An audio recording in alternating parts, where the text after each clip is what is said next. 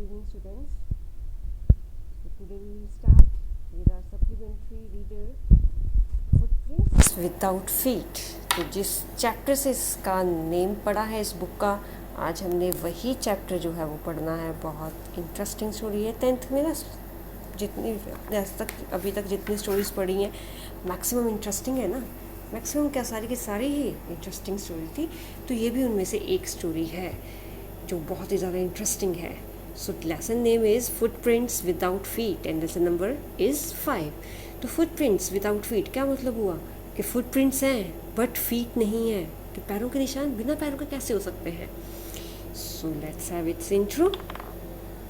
Can a man become invisible? क्या कोई आदमी इनविजिबल हो सकता है? This is the story of a scientist who discovers how to make himself invisible. तो ये एक स्टोरी है एक साइंटिस्ट की. उसने ये ऐसा बन किया कि कैसे हम इनविजिबल जो है, एक पर्सन इनविजिबल हो सकता है. डज ही यूज़ और मिस यूज़ हिज डिस्कवरी? तो उसने अपनी इस डिस्कवरी का यूज़ किया या फिर मिस यूज़ किया. So let's find out. So The two boys started in surprise at the fresh muddy imprints of a pair of bare feet. कि दो लड़के जो है वो सरप्राइज हो रहे थे कि पैरों के निशान उसने देखे. नंगे पैर था इनकी बंदा वो, और पैरों के निशान जो थे वो कीचड़ के थे. What was a barefooted man doing on the steps of a house in the middle of London? And where was the man?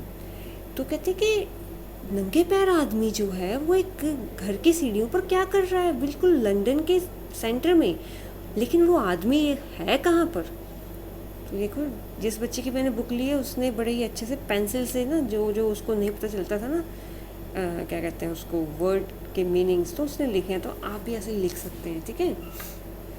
So as they gazed a remarkable sight met their eyes.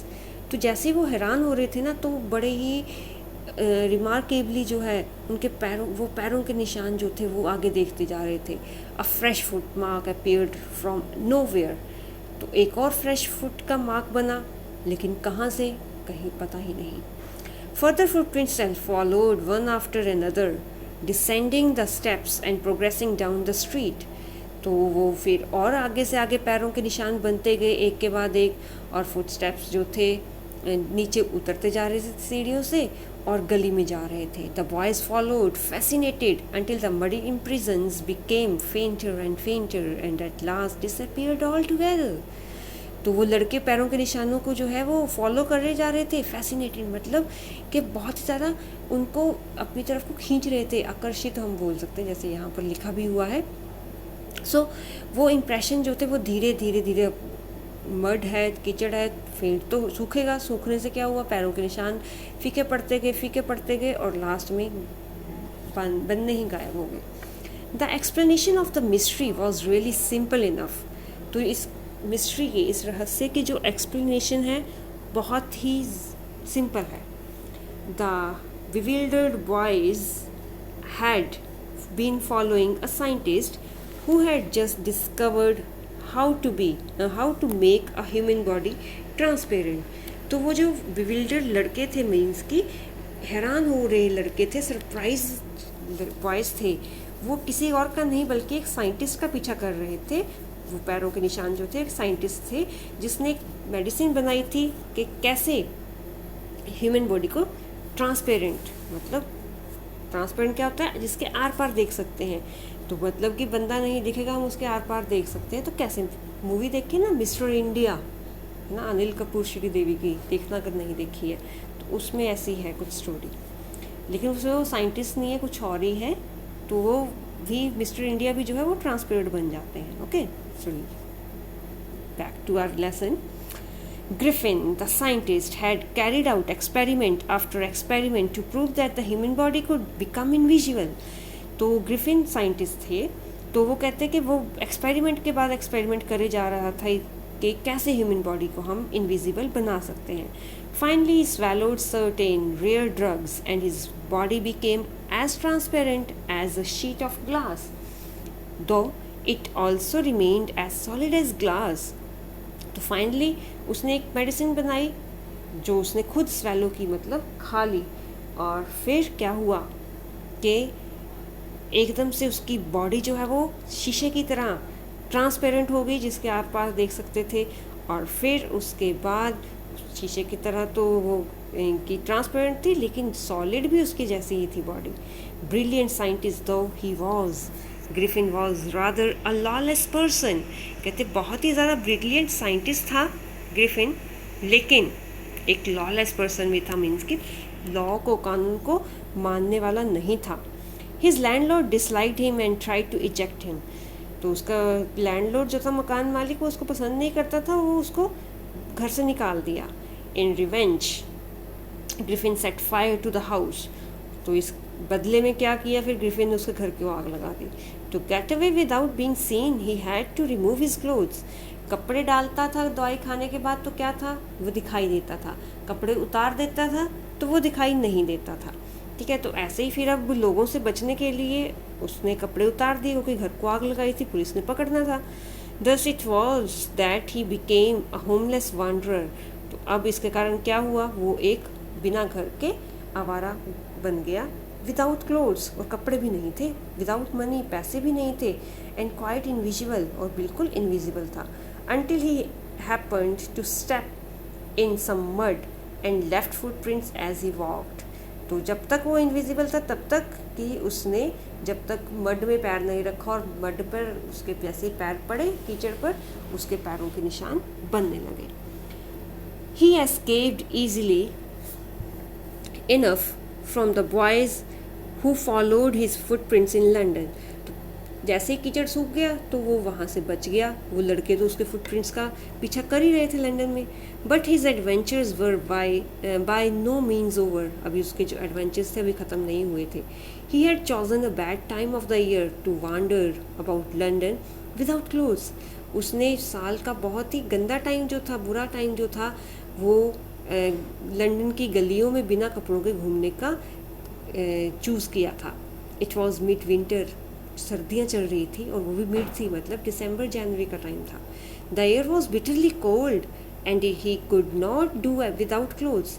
बहुत ही ज़्यादा ठंडी हवाएं थी और वो बिना कपड़ों के नहीं रह सकता था। Instead of walking about the streets he decided to slip into a big London store for warmth.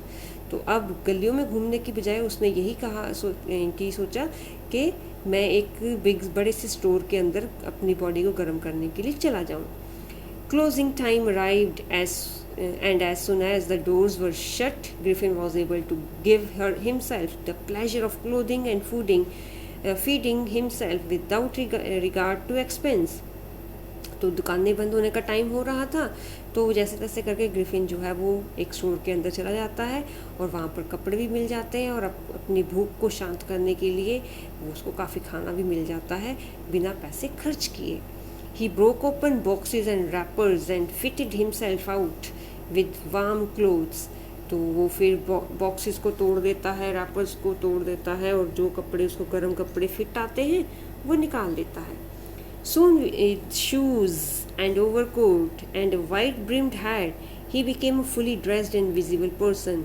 तो जल्दी ही फिर उसने शूज़ भी पहन लिए, ओवरकोट भी पहन लिया, हैट भी लगा लिया, और अब अच्छे से ड्रेसअप हो चुका था। अब लोगों को वो दिखाई देना शुरू हो गया था। In the kitchen of the restaurant he found cold meat and coffee and he followed up the meal with sweets and wine taken from the grocery store. तो किचन में जो रेस्टोरेंट था, वहाँ पर उस मॉल में किचन में, उस रेस्टोरेंट के किचन में जो है मीट और कॉफ़ी की दुकान, इनकी वहाँ पर मीट भी मिल गया, कॉफ़ी भी मिल गई, और फिर साथ के साथ स्वीट्स भी मिल गई, वाइन भी मिल गया ग्रॉसरी स्टोर से। Finally settle down to sleep on the pile of quilts. तो क्विल्ट्स का बहुत ही बड़ा एक ढेर था रज़ाइयों का, वहाँ पर सोने की जगह मिल गई। If only Griffin had manage to wake up in good time all might have been well.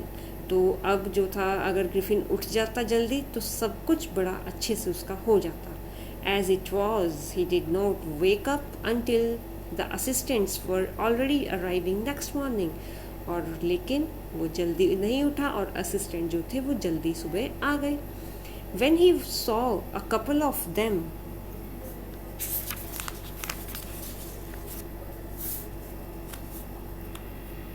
Just a second. Couple of them approaching, he panicked and began to run. तो जैसे उसने देखा कि उनमें से कुछ लोग उसके भाग रहे हैं उसके पास, वो डर गया और भागना शुरू हो गया. They naturally gave chase. तो अपने आप ही फिर उन्होंने उसका पीछा किया. In the end, he was able to escape only by quickly taking off his newly found clothes. तो लास्ट में फिर उन लोगों से बचता हुआ भागने में सफल हुआ क्योंकि उसने अपने नए कपड़े उसको उतारने पड़े. So, once more he found himself invisible but naked in the chill January air. और लास्ट में फिर अब वो जो था अपने आप को फिर इनविजिबल बना सका, लेकिन जनवरी की ठंडी चिल्ड हवाएं थी. This time he decided to try the stock of a theatrical company in the hope of finding not only clothes but also something that would hide the empty space above his shoulders. तो अब जो है कहते कि उसने decide किया कि वो एक थ्रेटिकल कंपनी के स्टोर में जाएगा, वहाँ पर उसको कपड़े तो मिलेंगे ही, साथ के साथ उसको अपना जो ओके फेस तो दिखाई नहीं दे रहा था, फेस के ऊपर कौन सा कुछ लगाया था उसने, ठीक है. तो फिर अब जो है फेस पर कुछ ना कुछ उसको ढकने के लिए मिल जाएगा. Shivering with cold he hurried to Drury Lane, the centre of the theatre world. तो अब ठंड से कांपते हुए वो फटाफट ड्यूरी लेन जो कि थिएटर वर्ल्ड का सेंटर था वहाँ पर चला जाता है. He soon found a suitable shop, और उसको जल्दी ही दुकान भी मिल गई. He made his way invisible upstairs and came out a little later wearing bandages round his forehead. तो वो जो है फिर सीढ़ियों के ऊपर जाता है और वहाँ पर अपने सिर को पूरा जो है फेस को बैंडेजेस से पट्टियों से पूरा कवर कर लेता है. डार्क ग्लासेस लगा लेता है, झूठी नाक लगा देता है, big bushy side whiskers and large hat, और फिर बड़ी सी मूछे दाढ़ी वगैरह सब कुछ जो है वो लगा लेता है, बड़ा सा हैट भी लगा लेता है. To escape without being seen he carelessly attacked the shopkeeper from behind, after which he robbed him of all the money he could find. तो फिर उसके बाद अब कोई उसको देखे ना तो बड़े ही कैलेसली वो जो है क्रूएलिटी के साथ शॉपकीपर को पीछे से हमला करता है, उसके पैसे वगैरह लेकर वहाँ से भाग जाता है. Eager to get away from crowded London, he took a train to the village of Epping, where he booked 2 rooms at the local inn. तो अब वहाँ से लंदन की क्राउडेड सिटी से जो है वो भागना चाहता था, तो ट्रेन लेता है और एक गांव एपिंग जो है वहाँ पर 2 रूम चला जाता है और वहाँ पर एक लोकल इन में सराय में 2 रूम बुक करता है. The arrival of a stranger at an inn is winter was in any case an unusual event. कि अब सर्दियों में इनमें सराय में आना वहाँ पर लोगों को बहुत ही अटपटा लग रहा था कि इन दिनों में तो वहाँ पर कोई आता ही नहीं है. A stranger of such uncommon appearance set all tongues wagging. तो फिर वो एक स्ट्रेंजर आ रहा है और जिसको देखने में भी अनकॉमन सा, उसकी अपीयरेंस भी जो है बड़ी अजीब सी है, और सिर्फ क्या करता है इनकी जीभ भी उसकी जैसे हिलती है, मतलब कि अच्छे से बोलता भी नहीं था ना वो properly. Mrs Hall the landlord's wife made every effort to be friendly. तो मिसिज हॉल जो थी लैंडलॉर्ड की जो वाइफ थी, उसने हर तरह से उसके साथ फ्रेंडली बिहेवियर करने की ट्राई की, but Griffin had no desire to talk and told her. उसकी बात करने की बिल्कुल भी ग्रिफिन की जो थी इच्छा नहीं थी, तो उसने सीधा बोल दिया, my reason for coming to Epping is a desire for solitude. कहते मैं एपिंग में इसलिए आया हूँ, मेरी इच्छा है मैं अकेला रहूँ. I don't wish to be disturbed in my work. तो मैं यही चाहता हूँ कि मुझे कोई मेरे काम में डिस्टर्ब ना करे. Besides an accident has affected my face. दूसरी तरफ कहते मेरे एक्सीडेंट हुआ है, उससे मेरा फेस जो है वो असर हुआ है, उससे अफेक्ट हुआ है. Satisfied that her guest was an eccentric scientist, and in view of the fact that he had paid her in advance, Mrs. Hall was prepared to excuse his strange habits and irritable temper. तो उसने satisfy हो गई कि उसका guest जो है वो एक अजीब सी नेचर का, एक्सेंट्रिक मतलब कि स्ट्रेंज नेचर का एक साइंटिस्ट है, और उसने तो एडवांस भी मिसिज़ हॉल को दे दिया था. तो फिर वो जो है भूल गई कि उसके जो अजीब सी आदतें हैं और गुस्सा भी जल्दी आ जाता है, तो उसने कहा कि छोड़ो उसको. But the stolen money did not last long, and presently Griffin had to admit that he had no more ready cash. तो अब चोरी की हुई पैसा कितने दिन चलना था, और ग्रिफिन को मानना पड़ा कि अब उसके पास कैश नहीं है. He pretended, however, that he was expecting a check to arrive at any moment. तो अब जो है उस यही कहने लगा, प्रिटेंड करने लगा कि ये शो करने लगा कि उसका जो एक चेक है वो किसी भी टाइम आ सकता है. Shortly afterwards, a curious episode occurred. तो थोड़े ही टाइम के बाद क्या हुआ, एक वहाँ पर अजीब सा इनकी घटना होती है. Very early in the morning of clergyman and his wife were awakened by noises in the study. तो एक दिन क्या हुआ कि बहुत ही इनकी अर्ली मॉर्निंग जो है, क्लर्जीमैन मतलब उसका वाइफ, पादरी एक तरह का होता है, और उसकी वाइफ जो है मतलब कि जिस इन में जो वो रह रहा था, उसके दो लैंडलॉर्ड और लैंडलेडी, सुबह जो है वो अचानक स्टडी से आवाज़ शोर आ रहा था तो उठ गए. Creeping downstairs, they heard the chink of money being taken from the clergyman's desk. तो नीचे जैसे जाते हैं तो वो देखते हैं कि क्लर्जीमैन का जो डेस्क है, टेबल है, वहाँ से पैसों की खनखनाहट की आवाज़ आ रही है. चिंक मतलब खनखनाहट. Without making any noise and with a poker grasped firmly in his hand, the clergyman flung open the door. तो बिना कोई आवाज़ किए और अपने पोकर जो है वो फटाफट अपने हाथ में से पकड़े हुए क्लर्जीमैन जो है वो दरवाज़ा खोलता है. सरेंडर, कहते अपने आप को हमारे हवाले करो. Then, to his amazement, he realized that the room appeared to be empty. तो इनके अमेजमेंट, हैरान होते हैं कि ये रूम तो खाली पड़ा है. He and his wife looked under the desk and behind the curtains and even up the chimney. तो वो दोनों हस्बैंड वाइफ देखते हैं टेबल के नीचे, कर्टन्स के पीछे, चिमनी के बीच में. There wasn't a sign of anybody, लेकिन वहाँ पर तो कोई नहीं था. Yet the desk had been opened and the housekeeping money was missing. लेकिन जबकि वहाँ पर जो है ड्रॉअर भी उनका खुला हुआ था और घर में जो पैसे रखे हुए थे वो भी गायब थे. Extraordinary affair, the clergyman kept saying for the rest of the day. तो पूरा दिन वो क्लर्जीमैन जो था, वो पादरी जो था, ये कहता है ये तो अजीब सी बात हो गई. But it was not as extraordinary as the behavior of Mrs. Hall's furniture a little later that morning. तो ये कहते हैं अजीब नहीं था, जबकि मिसिज हॉल का जो फर्नीचर था उस और भी ज़्यादा अजीब हुआ.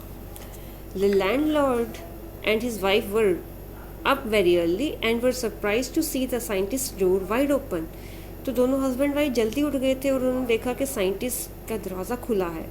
Usually it was shut and locked, ज़्यादातर वो बंद रहता था और लॉक रहता था. And he was furious if anyone entered his room, और वो बहुत ही ज़्यादा इनकी तेज़ी से आता था अगर वो कोई उसके रूम में एंटर ना कर जाए. The opportunity seemed too good to be missed. तो उनको अपॉर्चुनिटी जो है वो बहुत अच्छी लगी कि मिस ना कर सके हम इसको. They peeped round the door, saw nobody and decided to investigate. वो दरवाजे से झांकते हैं और देखते हैं कोई नहीं है अंदर, और डिसाइड करते हैं कि हमें आज इन्वेस्टिगेशन करनी चाहिए. The bedclothes were cold, showing that the scientist must have been up for some time. तो जो बेड के जो बिस्तर वगैरह था वो सारा ठंडा पड़ा था, इस मतलब कि साइंटिस्ट को टाइम हो गया था उठे हुए. And stranger still, the clothes and bandages that he always wore were lying about the room. तो स्ट्रेंजर के जो कपड़े थे, बैंडेजेस थी, वो भी सब कुछ रूम में पड़ा था. All of a sudden, Mrs. Hall heard a sniff close to her ear. तो अचानक मिसिज हॉल जो है अपने कान के पास जो एक छींक की आवाज़ सुनते हैं. A moment later, the hat on the bedpost leapt up. तो अचानक जो बेड पर हैट पड़ा था वो उछल गया. And dashed itself into her face, और सीधा उसके फेस पर जाके लगता है. Then the bedroom chair became alive, और बेडरूम की चेयर में जान आ जाती है. Springing into the air, it charged straight at her, legs foremost, और फिर सीधी हवा में उड़ते हुए उसके सामने आती है, बल्कि उसकी टांगों के आगे. As she and her husband turned away in the terror, the extraordinary chair pushed them both out of the room and then appeared to slam and lock the door after them. और फिर वो husband और wife जो है वो दोनों घबराते हैं और वो एक्स्ट्राऑर्डिनरी चेयर उनको रूम से जो है वो बाहर धकेल देती है और पीछे से दरवाज़ा बंद हो जाता है, लॉक्ड हो जाता है। Mrs hall almost fell down the stairs in hysterics. तो मिसिज़ हॉल तो जो थे ऑलमोस्ट कहते रोते हुए वो जो थी वो गिरने ही वाली थी सीढ़ियों से। She was convinced that the room was haunted by spirits and that the stranger had somehow caused these to enter into her furniture. तो वो तो मान ही गई थी कि उसके रूम में जो है पक्का आत्मा वगैरह भूत वगैरह आ गए हैं और स्ट्रेंजर ने उस भूत को मेरे फर्नीचर में डाल दिया है। My poor mother used to sit in that chair, she moaned, to think it should rise up against me now. तो वो रोते हुए कहती मेरी मदर इस चेयर पर बैठती थी और कहती अब देखो वो मेरे सामने मेरे पर ही उछल कर आ रही थी। The feeling among the neighbors was that the trouble was caused by witchcraft। witchcraft मतलब वो हम बोल सकते हैं डायन एक तरह की होती है ना, जो कार्टून्स में देखा ना आपने के झाड़ू के ऊपर वो जो है लंबे से नाक वाली सफ़ेद बाल वाली आती है बैठकर, विचक्राफ्ट बोलते हैं उसको। तो आसपास के जो नेबर्स थे वो तो यही बोल रहे थे कि ये सारी ट्रबल जो है विचक्राफ्ट के कारण है। But witchcraft or not, when news of the burglary at the clergyman's home became known, the strange scientist was strongly suspected to having had a hand in it। तो कहते चाहे जादू करने का हो चाहे ना हो, लेकिन उसके बर्गलरी के क्लर्जीमैन के घर में जो चोरी हुई थी उसकी न्यूज़ सभी को आ गई थी और सभी का शक जो था वो उस साइंटिस्ट पर था, क्योंकि अब उसके पास तो कैश आ गया था। Suspicion grew even stronger when he suddenly produced some ready cash। और फिर और ज़्यादा शक पूरा हुआ कि जब उसने अपना किराया जो है वो उनको दे दिया।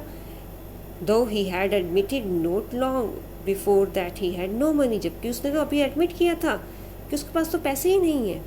The village constable was secretly sent for। तो विलेज का जो कांस्टेबल था उसको सीक्रेटली बुलाया गया। Instead of waiting for the constable, Mrs. Hall went to the scientist।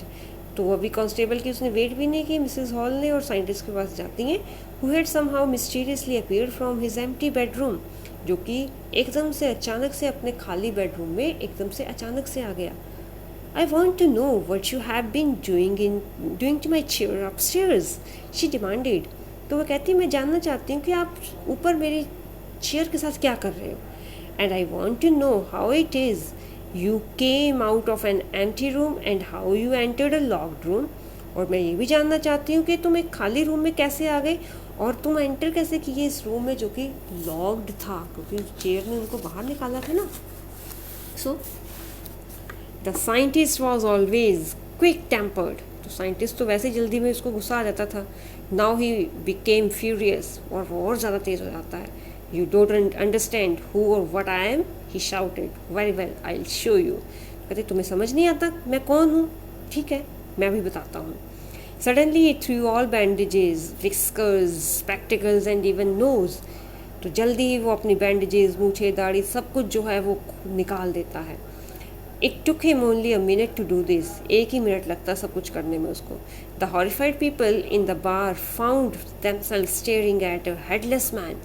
तो वो लोग जो बार में बैठे हुए लोग थे वो अचानक से क्या हुआ कि बिना सिर के आदमी को देखकर जो है वो एक दूसरे को देखने लगे, डर गए वो।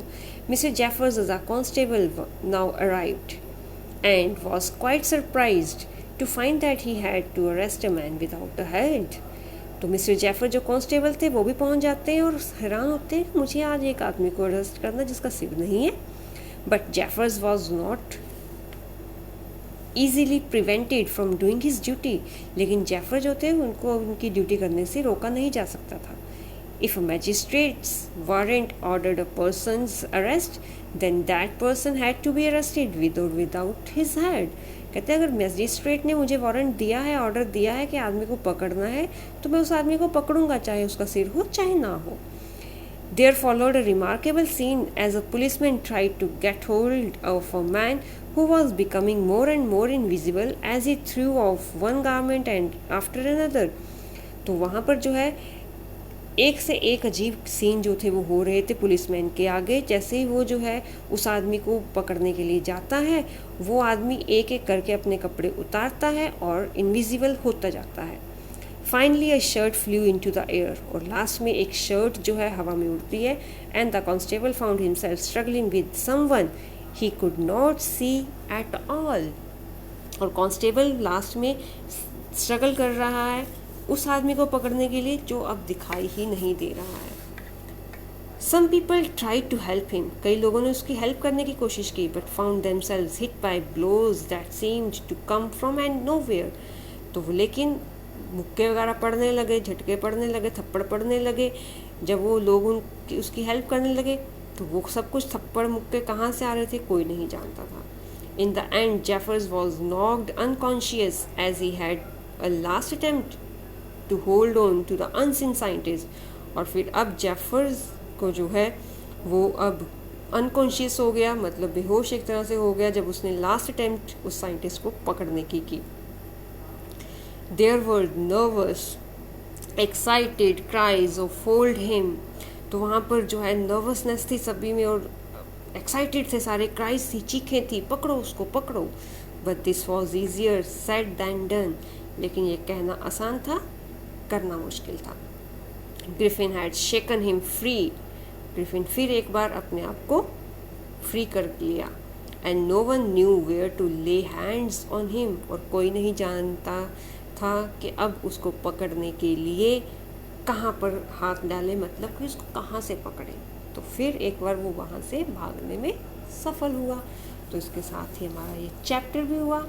तो लॉलेस पर्सन नहीं बनना है, लॉफुल बनना है, लॉज के अकॉर्डिंग ही हमें चलना है. ओके, तो देखो ग्रिफिन ये है और मिस्टर जेफर ये है. ओके, सो इस लेसन को रीड करना, क्वेश्चन इसमें आपको मिल जाएंगे 4 मार्क्स के. Okay, till then stay safe, stay home, take care of yourself and your family and study hard. Bye bye.